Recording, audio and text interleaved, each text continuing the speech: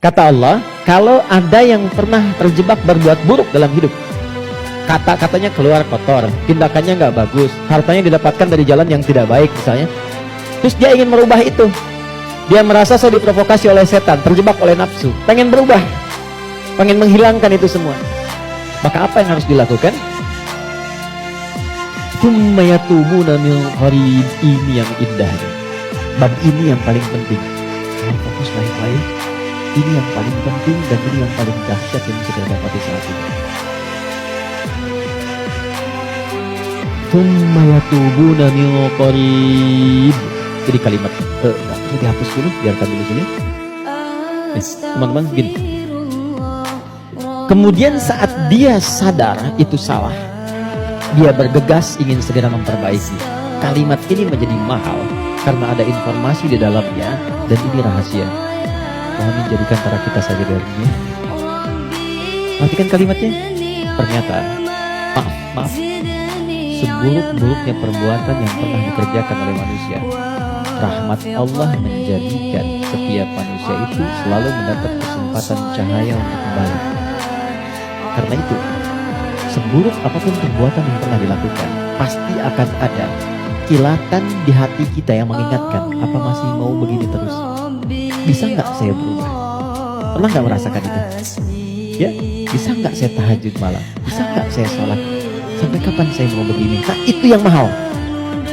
Kadang-kadang datangnya lewat renungan, kadang-kadang datangnya lewat pandangan. Misal Anda pulang dari pekerjaan, kok tiba-tiba Anda lewat ke depan masjid yang banyak orang sedang menunaikan sholat. Tiba-tiba Anda lewat ke pesantren yang anak-anak kecil sudah bawa mushaf, pengen menghafal. Sudah melihat kan?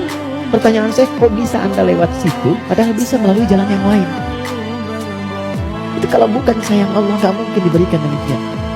Kadang-kadang lewat pendengaran, kadang-kadang pendengaran dan penglihatan. Pendengaran misal taklim di masjid, Masjid Raya Pondok Indah, atau misalnya MLBJ di sini, suara keluar, Anda lewat situ. Begitu Anda lewat, terdengar kalimat bertobatlah kepada Allah sebelum kita semua wafat. Padahal kalimat itu ditujukan pada jamaah yang di dalam, tapi suaranya keluar, Anda yang dengar. Kok bisa Anda dengar itu? Kadang-kadang pendengaran dan penglihatan. Anda pengen lihat YouTube, ngecek yang lain, tapi yang keluar pengajian. Yang paling dahsyat jawaban dari pertanyaan Anda selama ini. Nah, itu yang dimaksudkan. Kalau Anda mengalami momentum seperti itu, kata Quran, cepat ambil. Karena Allah sedang memberikan kasihnya secara langsung tanpa campur tangan siapapun. Biasanya, kalau dalam kondisi seperti itu disambut oleh seorang hamba, maka muncullah rahmat Allah pada saat itu yang akan langsung merubah hamba itu menjadi kekasih Allah Subhanahu wa Ta'ala. Makanya tidak sedikit orang menjadi kekasih Allah. Kekasih itu maksudnya sangat dekat dengan Allah, sampai doa pun baru minta udah dijawab. Siapa di antara mereka aulia Allah itu? Rata-rata ada di antara mereka yang tadinya pelaku maksiat, terus merasakan nikmatnya taubat, meningkat ibadahnya, dan sekatnya seakan-akan menjadi jauh, terpisah, lepas dari dirinya, nyambung ke Allah begitu cepatnya, doanya cepat terjawab, zikirnya terasa dengan nikmat. Itulah aulia Allah. Nah, jadi yang ingin saya katakan adalah, kalau satu kali berbuat salah, terfikir, kemudian ada kilatan di hati kita, di pikiran kita, atau mendengar atau melihat sesuatu mengarahkan kita untuk bertobat, cepat ambil itu. Cepat ambil. Itu yang dimaksud Quran surah ke-29 di ayat yang terakhir. Walladzina jahadu fina lanahdiyannahum subulana.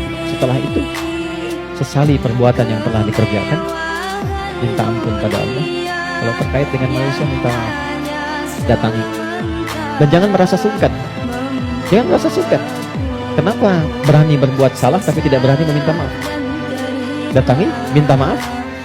Apapun yang ia lakukan, kata-kata dan sebagainya, tidak akan pernah mengambil hak Anda, tidak akan mengambil kesempatan Anda, waktu Anda, tapi membebaskan semua sekat yang ada dalam jiwa kita.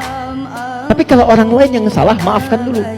Memaafkan orang itu akan menghilangkan sekat dalam diri kita, sehingga tidak pernah memikirkan dia lagi, tapi tidak menyelesaikan persoalan dia dengan Allah. Jadi tetap dia dihisab oleh Allah sebelum dia minta maaf pada kita. Tidak ada ruginya. Paham ya? Karena itu, kalau ada kilatan di pikiran kita mengajak untuk bertobat, cepat respon, sesali perbuatan itu, berjanji tidak mengulangi, dan mengganti dengan perbuatan baik. Apa tandanya taubatnya diterima? Tandanya semua perbuatan yang jelek yang pernah keluar dari lisan, dari mata, dari telinga sampai ujung kakinya, misal, maka berganti menjadi perbuatan baik. Itu tandanya hamba itu diterima taubatnya oleh Allah Subhanahu